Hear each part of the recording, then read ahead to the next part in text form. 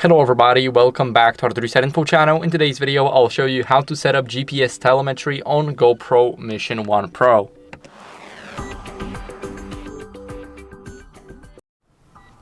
So first, let me quickly leave the video section. What are we going to do here is we're going to go over, and first we're going to start off with our GoPro. So here we have it. As you guys can see, now we want to go over and as you guys can see, here we have our preferences. Here we have our GPS. We want to press on it. And once we press on our GPS, this will basically tag our footage with the telemetry data. So this will basically be in your media, and you can basically organize your albums that way. So here you can disable it, but if you want to set it up, you just select on.